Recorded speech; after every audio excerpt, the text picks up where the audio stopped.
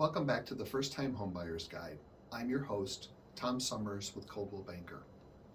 Choosing a realtor. This is a really interesting question and a tough one to explain in the respect that it's always hard to talk about yourself. At least it is for me. But I want to go on the record by saying I've been a licensed real estate agent for 18 years and I've seen it all. I'm learning something new every day, but I've seen it all.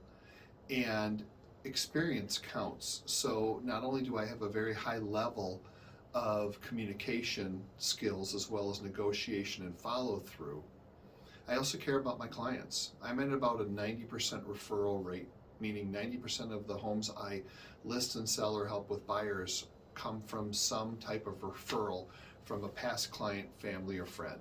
To me, that speaks volumes. But I don't want to talk just specifically about myself. I want to share with you that there are truly differences between all of us. There are several key factors that set me apart, I think, from my competition. And I'll give you a great example. This literally is a true story that just happened 2 days ago. I went to a final walkthrough with some wonderful clients of mine that were purchasing a home. And when we checked to see if the stove was working, it wasn't.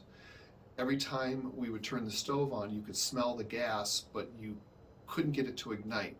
And the vent hood above it, the light wouldn't turn on. So I thought, well, it's got to be electrical because those two are typically tied together and sometimes they're on the same circuit. So I went down to the circuit breaker and sure enough, there was a popped circuit. So I popped the breaker back on. Not only did the stove light, but also the vent hood worked, but then it popped again. And every time I tried to put it back up, it would pop if we tried to start it up. So we wrote up an amendment before closing saying, the seller will please take care of this item and make sure that it's in proper working order.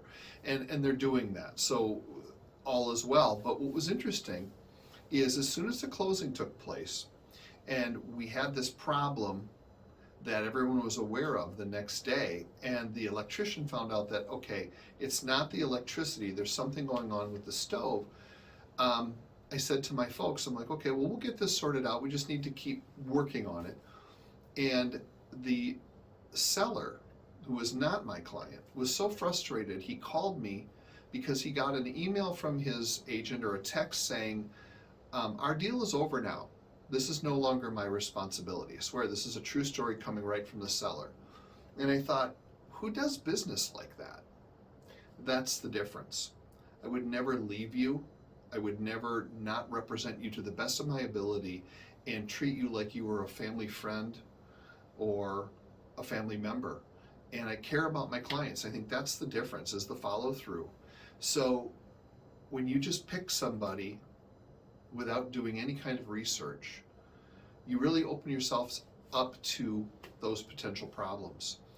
In this chapter, we talk all about different questions you can ask and why it's important to have someone like me on your side. Plus, I work for you for free because I get paid by the seller, but it does not lessen my obligation or my fiduciary responsibility to you as your agent. I'm there to protect you and your interests. There's plenty of testimonials towards the end of the book. You can read those. You can also click on the link that takes you to my Google reviews as well. So if you have questions or you want referrals or you want more background information, reach out.